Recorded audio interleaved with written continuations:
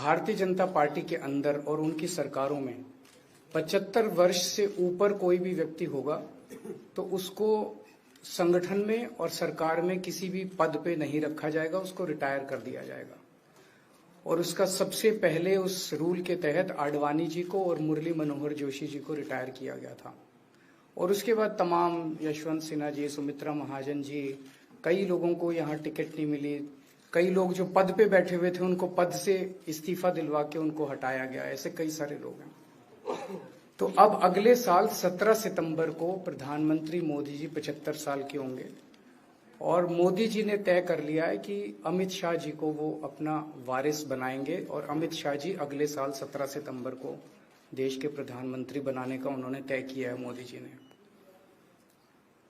इसके ऊपर मोदी जी पिछले 1-2 साल से लगे भी हुए हैं, क्योंकि भारतीय जनता पार्टी के अंदर अमित शाह जी के सामने जो जो बाधाएं पैदा कर सकता था नेता, एक एक करके उन सब नेताओं को साइड कर दिया गया, उनका पत्ता साफ कर दिया गया।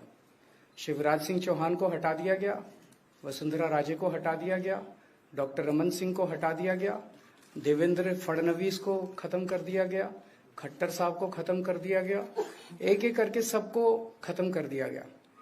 एक ही शख्स बचे हैं जो अमित शाह जी के रास्ते का कांटा बन सकते हैं।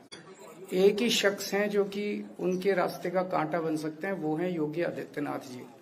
अब योगी आदित्यनाथ जी को इन्होंने हटाने का पूरा मन बना लिया है और अगर इनकी सरकार बनी तो 2 महीने के अंदर योगी जी को भी उत्तर प्रदेश के सीएम से हटा दिया जाएगा। मैंने दिल्ली में 3-4 दिन पहले ये प्रेस कॉन्फ्रेंस की थी और ये दोनों मुद्दे उठाए थे। जैसे मैंने मुद्दे उठाए थे तो अमित शाह जी ने और उनके कई नेताओं ने अपनी भावना प्रकट की कि नहीं मोदी जी को 75 साल में इस्तीफा नहीं देना चाहिए, मोदी जी को 75 साल पूरा कार्यकाल पूरा करेंगे। उन सब की भावनाओं की मैं कद्र करता हूं, क्योंकि अपने नेता के लिए जब भी ऐसी बात होती है तो सब लोग सामने आके बात करते हैं। लेकिन बड़ी बात यह है कि मोदी जी ने ऐसा नहीं कहा कि मैं 75 साल पे इस्तीफा नहीं दूंगा, मैं रिटायर नहीं होऊंगा। उनका अपना बनाया हुआ रूल है और मुझे पूरी उम्मीद है कि मोदी जी का अपना बनाया हुआ रूल है और मोदी जी अपने रूल को फॉलो करेंगे। नहीं तो लोग कहेंगे कि मोदी जी ने ये रूल आडवाणी जी को हटाने के लिए बनाया था, जब अपनी बारी आई तो नहीं। तो मोदी जी इस रूल का फॉलो करेंगे, ये पूरा यकीन है देश के लोगों को कि उन्होंने खुद रूल बनाया तो खुद फॉलो करेंगे। दूसरी बड़ी बात जो हुई कि जब मैंने कहा कि योगी आदित्यनाथ जी को 2 महीने में हटा दिया जाएगा, इस पे अभी तक भाजपा के किसी नेता की टिप्पणी नहीं आई है। 4 दिन हो गए। इसका मतलब ये तो कंफर्म करता है कि उन्होंने पूरी प्लानिंग कर ली है और उनके पक्ष में कोई बोलने के लिए तैयार नहीं है योगी आदित्यनाथ जी के। तो उनका हटना अब लगभग तय है कि योगी आदित्यनाथ जी को उत्तर प्रदेश के सीएम पद से हटाया जाएगा। दूसरी चीज, मैं उत्तर प्रदेश के सभी मतदाताओं को कहना चाहता हूं कि पिछले 4-5 महीने से इन्होंने शोर मचा रखा है 400 पार 400 पार 400। क्यों? कहते हैं नहीं मोदी जी कुछ बड़ा काम करना चाहते हैं। तो लोगों ने खोद खोद के पूछा, भाई क्या बड़ा काम करना चाहते हैं, कुछ बताओ तो सही। तो उन्होंने नहीं बताया। लोगों ने फिर अंदर से पता किया कि बड़ा काम ये करना चाहते हैं कि देश से रिजर्वेशन खत्म करना चाहते हैं। हम जानते हैं कि इनका जो पूरा इकोसिस्टम है, आरएसएस, बीजेपी, शुरू से ये लोग रिजर्वेशन के खिलाफ रहे हैं। इनकी पूरी की पूरी मानसिकता रिजर्वेशन के खिलाफ रही है।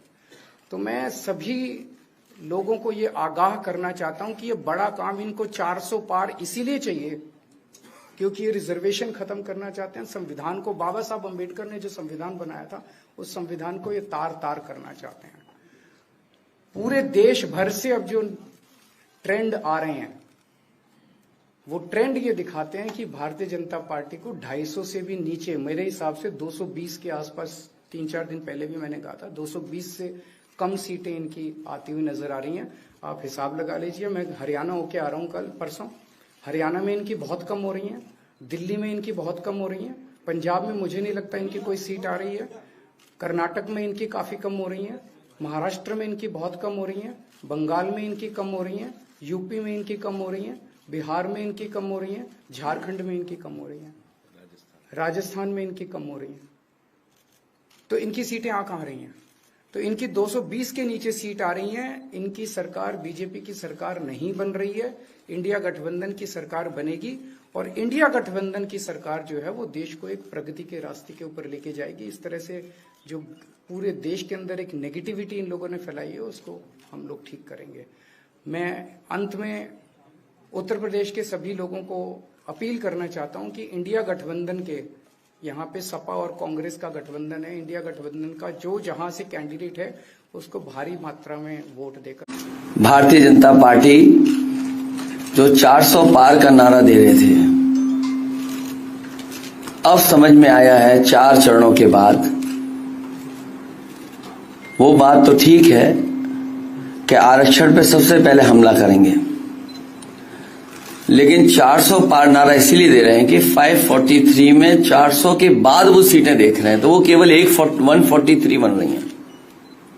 तो वो स्वयं स्वीकार कर रहे हैं कि 143 से ज्यादा वो सीटें जीतने वाले नहीं हैं, क्योंकि 400 पार सीटें 143 ही बनती हैं। और 140 करोड़ की जनता इस बार इन्हें 140 सीटों के लिए भी तरसा देगी।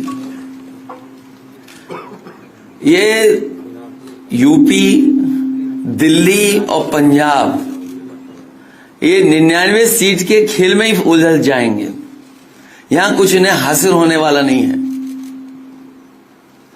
रोटी कपड़ा और मकान की तो लड़ाई हम लोग लड़ेंगे, लेकिन रोटी कपड़ा और मकान से पहले हमें संविधान बचाना है। संविधान बचेगा तो लोकतंत्र बचेगा, और बाबा साहब भीमराव अम्बेडकर जी का दिया हुआ संविधान ये हमें अधिकार, हमें न्याय दिलाता है। भारतीय जनता पार्टी की इस साजिश को आम लोग समझ गए हैं, और इस बार सबसे बड़ी हार भारतीय जनता पार्टी की होने वाली है। अभी तक तो हम ये कहते थे कि ब्रह्मांड का सबसे बड़ा झूठ बोल रही है। अब लग ये रहा है हारने के बाद ये ब्रह्मांड का झूठ का विद्यालय खोलेंगे, यूनिवर्सिटी खोलेंगे, और वाइस चांसलर और डीन पहले से ही रिटायर होकर के वहां अपने आप नियुक्त हो जाएंगे। इसलिए देश को बचाने के लिए आदरणीय अरविंद केजरीवाल जी आए हैं, हम लोगों का सहयोग और मदद करने के लिए आए हैं। मैं इनका धन्यवाद देता हूं। और आप पार्टी, इंडिया गठबंधन, समाजवादी पार्टी, हम सब मिलकर के भारतीय जनता पार्टी को हटाने जा रहे हैं।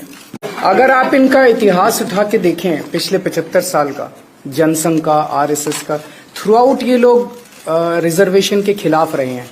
तो अब 400 सीटें लाके ये संविधान बदल के उस रिजर्वेशन को खत्म करना चाहते हैं।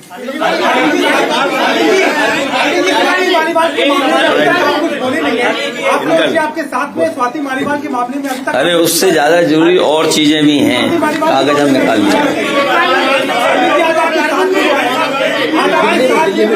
भाजपाई किसी के सगे नहीं है। क्या बोलेंगे स्वाति मालीवाल के मामले में, क्या बोलेंगे आप? ये है कि भाजपाई किसी के सगे नहीं है, और भाजपाई झूठे मुकदमे लगाने वाला गैंग है। हाँ बोल रहे बता। हाँ मैं बोल रहा हूँ, एक सेकंड बोल रहा हूँ।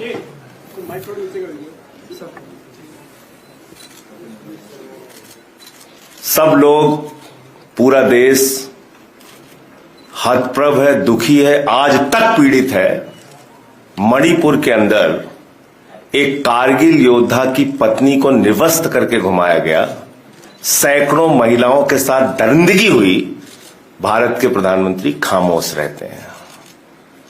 हजारों महिलाओं के साथ प्रज्वल रवन्ना ने बलात्कार किया, दरिंदगी की, मां की उम्र की महिलाओं के साथ। प्रधानमंत्री कहते हैं ये भारत को मजबूती देगा, इसी को वोट देना। ये भारत का भविष्य है प्रज्वल रवन्ना, उसको भगा दिया जाता है बीजेपी के द्वारा। पहलवान बेटियां जब जंतर मंतर पे लड़ रही थीं न्याय मांगने के लिए, तो यही स्वाति मालीवाल जो महिला आयोग की अध्यक्ष थीं, रात में उनके समर्थन में गई थी। पुलिस के लोगों ने घसीट के मारा था। हमने देखा यहीं उत्तर प्रदेश के अंदर कुलदीप सेंगर के मामले में, हाथरस के मामले में। देश के प्रधानमंत्री खामोश रहते हैं। एक शब्द नहीं बोलते। आम आदमी पार्टी हमारा परिवार है, पार्टी ने अपना रुख साफ कर दिया है और मैं चाहता हूं जितने विषय मैंने आपके सामने रखे हैं, देश के प्रधानमंत्री और भारतीय जनता पार्टी को जवाब देना चाहिए। स्वाति मालीवाल के मामले में जवाब देना, जब वो पहलवान बेटियों के लिए जंतर मंतर पे न्याय मांगने गई थी स्वाति मालीवाल जी, उस समय घसीट के मरवाया पुलिस वालों से। तो इसलिए इस पे राजनीतिक खेल ना खेलें, मैं सिर्फ इतना कहना चाहता हूं। धन्यवाद।